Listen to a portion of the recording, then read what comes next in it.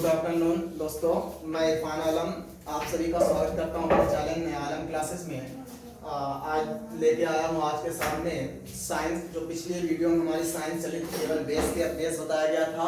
आज जो हमारी साइंस चलेगी वो कक्षा 9 की फिजिक्स होगी। सबसे पहले बता दें आपको, जिन दोस्तों ने चैनल को सब्सक्राइब नहीं किया है, सबसे पहले वो दोस्त अपने हमारे चैनल को सब्सक्राइब करें और बेल आइकॉन को पहले दबाएं, ताकि जितने भी वीडियो अपलोड हो वो सारी की सारी वीडियो की नोटिफिकेशन आप तक पहुंच जाए। आइए देखते हैं, शुरू करते हैं हम अपनी साइंस की। आज जो साइंस चलेगी हमारी कक्षा 9 की बात करेंगे। देखिए, जो हमारा भौतिक विज्ञान है, भौतिक विज्ञान है, ये इंग्लिश में इसको अगर देखें तो इसे हम कहते हैं फिजिक्स। फिजिक्स भौतिक यानी फिजिक्स आपकी जो है। अब इस फिजिक्स की बात करें, फिजिक्स जो है आपकी लैटिन भाषा के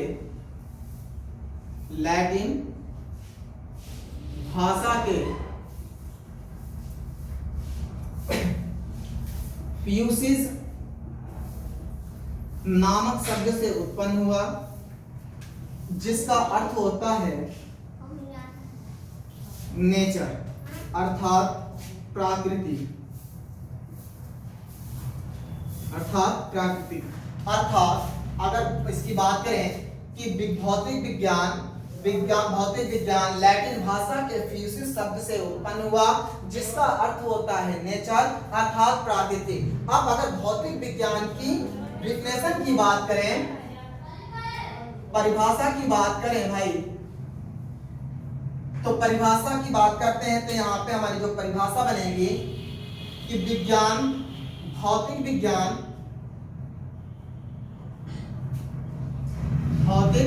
विज्ञान लैटिन भाषा के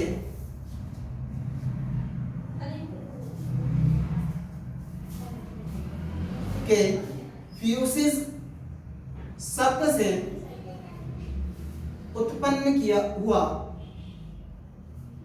उत्पन्न हुआ, जिसका अर्थ है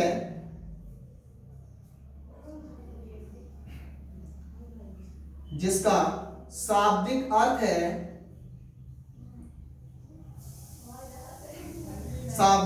है नेचर प्राकृतिक अर्थात प्राकृतिक यानी नेचर।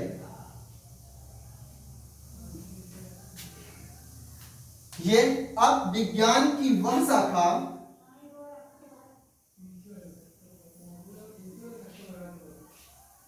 वह शाखा जिसके अंतर्गत प्रकृति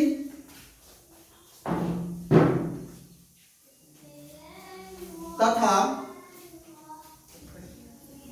प्रकृति में होने वाली घटनाओं का अध्ययन किया जाता है। विज्ञान की उस शाखा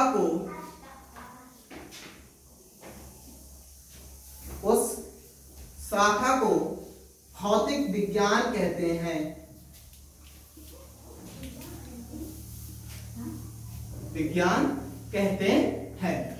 भौतिक विज्ञान की निम्नलिखित मुख्यतः दो शाखा है। भौतिक विज्ञान कितने प्रकार के है? मुख्यतः दो प्रकार की। कौन कौन सी है? पहला आपका है क्लासिकल फिजिक्स और दूसरा आपका है मॉडर्न फिजिक्स। अर्थात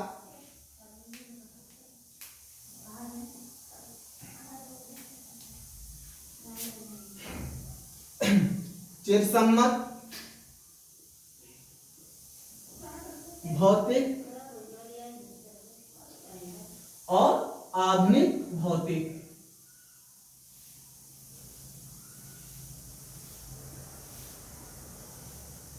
अब अगर चिदसम्मत भौतिक के पिता को कहें तो इनके पिता न्यूटन को माना जाता है। किसको? न्यूटन को। और अगर आधुनिक की बात करें तो इनके पिता को आइंस्टीन को मानते हैं। किसको? आइंस्टीन को।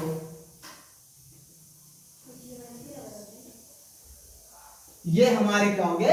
ये इनके पिता, यानी क्लासिकल फिजिक्स के पिता कौन थे? न्यूटन। और मॉडर्न फिजिक्स की बात करते हैं तो इनके पिता कौन थे? आइंस्टीन थे।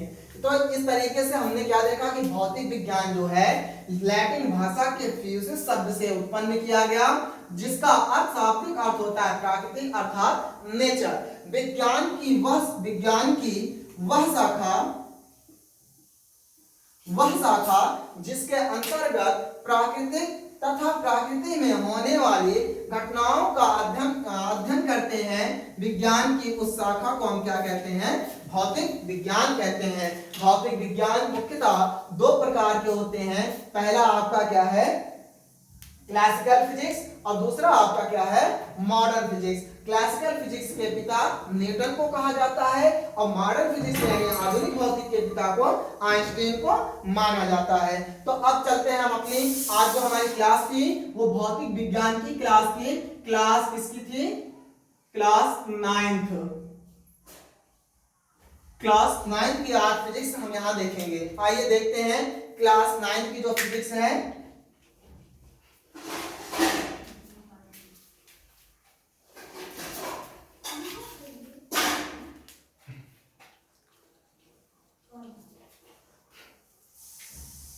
देखिए, जो कक्षा 9 की फिजिक्स है, सबसे पहला जो चैप्टर है आपका वो आपका चैप्टर है मोशन अर्थात गति। अब देखिए, अगर बात करें इस चैप्टर में जो है हमारा है तो कई टॉपिक है, लेकिन टॉपिक वाइज चलेंगे।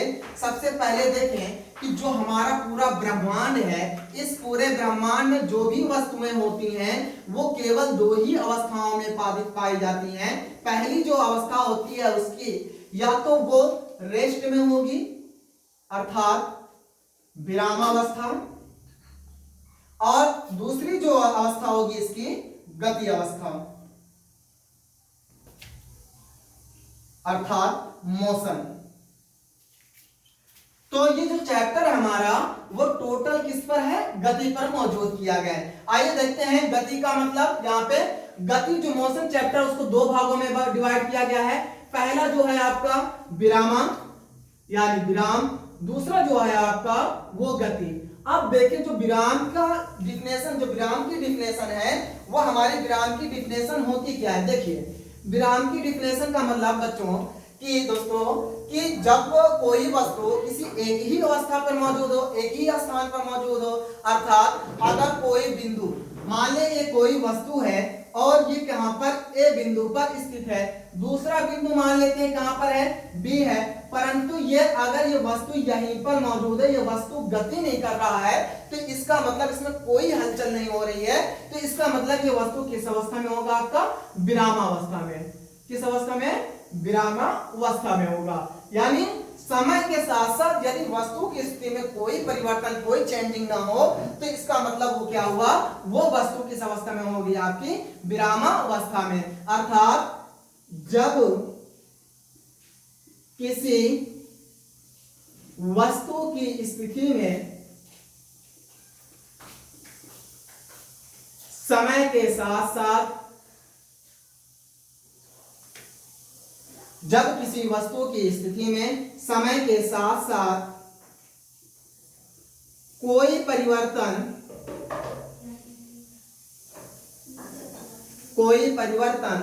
नहीं होता है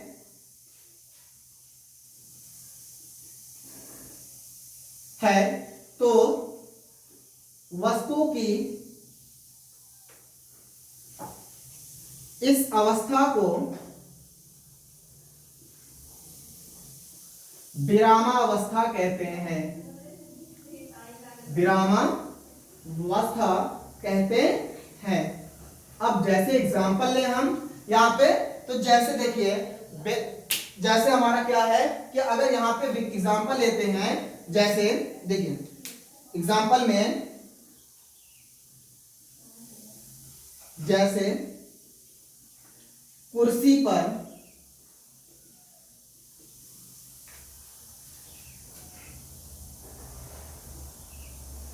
बैठा विद्यार्थी,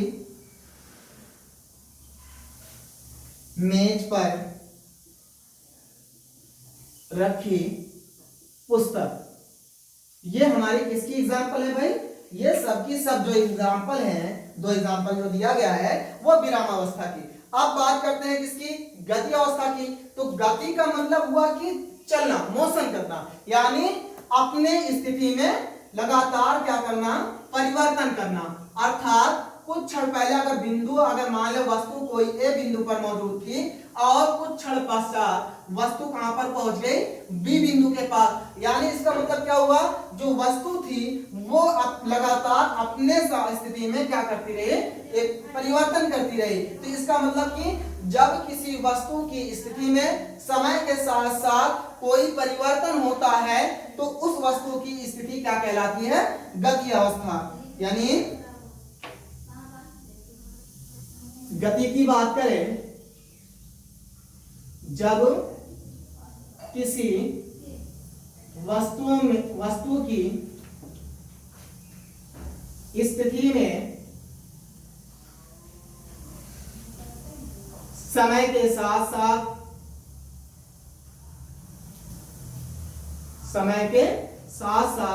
परिवर्तन होता है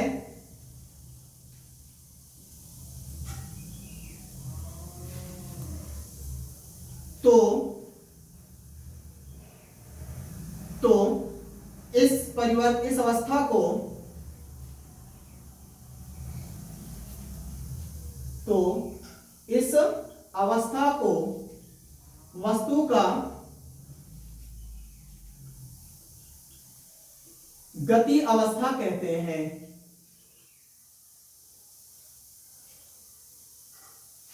अवस्था कहते हैं। जैसे बात करें, जैसे सड़क पर चलती हुई कार, दौड़ता हुआ धावक। ये किसका एग्जाम्पल? हमारा गति अवस्था के। अर्थात जब किसी वस्तु की स्थिति में समय के साथ साथ अगर परिवर्तन होता है तो उस वस्तु की स्थिति को क्या कहते हैं? अवस्था को वस्तु की गति अवस्था कहते हैं। अब ये बात तो हमारी किसकी? विरामावस्था की और गति अवस्था की हो गई। अब अगर बात करें हम गति की, तो गति के प्रकार, नेक्स्ट टॉपिक हमारा जो होगा वो क्या होगा? Types of motion. Types of motion, गति के प्रकार। अगर इसकी बात करें गति के प्रकार, तो गति के निम्नलिखित, गति जो है निम्नलिखित प्रकार के होते हैं। पहला देखिए, बात करते हैं, पहला आपका जो है सरल रेखीय गति, दूसरा वृत्ताकार गति, तीसरा दोलन गति, चौथा घूर्णन गति, पांचवा एक समान गति, छठा असमान गति, सातवां अनिश्चित गति। अनिश्चित गति। तो ये हमारे क्या है? गति के प्रकार। अब जैसे सरल रेखी की बात करें, मोटा मोटा अगर बात कर ले तो सरल मतलब एक सीधी रेखा पर गति करती हो। अब वृत्ताकार गति का मतलब कोई वस्तु हो जो वृत्त के आकार, वृत्ताकार मार्ग पर गति करती हो। दोलन गति का मतलब क्या हो? कि कोई गतिमान वस्तु अपने सामने के दोनों तरफ यानी दाएं बाएं एक निश्चित दूरी को निश्चित समय में तय करती हो। तो इस प्रकार की गति आपकी क्या कहलाती है? दोलन गति कहलाती है। घूर्णन गति का मतलब क्या है? कि जब कोई वस्तु पृथ्वी के अक्ष के परिता चारों ओर चक्कर लगाती है तो उस प्रकार की गति जो होगी आपकी घूर्णन गति। जैसे आपका क्या होता है लट्टू, जैसा आपका लट्टू होता है, एक समान कि किसी गतिमान वस्तु द्वारा एक समान समय में समान दूरी को अगर तय करती हो तो इस प्रकार की जो आपकी गति होगी वो एक समान होगी। असमान यानी समय समान हो लेकिन गति उसकी क्या हो, उसकी दूरी क्या हो, असमान तय करते हो तो इसका मतलब असमान। अनिश्चित का मतलब जिसमें समय भी ना निश्चित किया गया हो और ना दूरी निश्चित की गई हो तो इस प्रकार की जो गति होगी वो आपकी क्या होगी, अनिश्चित गति। तो ये आज की क्लास जो होगी हमारी यहीं तक थी कि अनिश्चित गति। कल जो हमारी टॉपिक चलेगी, नेक्स्ट जो हमारा क्लास होगा इसी पर आधारित, इसी से आगे हम चलेंगे। तब तक के लिए आप हमारे चैनल को सब्सक्राइब कर लीजिए ताकि आने वाली वीडियो जो होंगे आप तक पहुंच सके। अगर जिन दोस्तों ने चैनल को सब्सक्राइब नहीं किया है वो सबसे पहले चैनल को सब्सक्राइब करें और बेल आइकन को जरूर क्लिक करें ताकि सारी नोटिफिकेशन आप तक पहुंचते रहे। बहुत बहुत धन्यवाद आप सबका।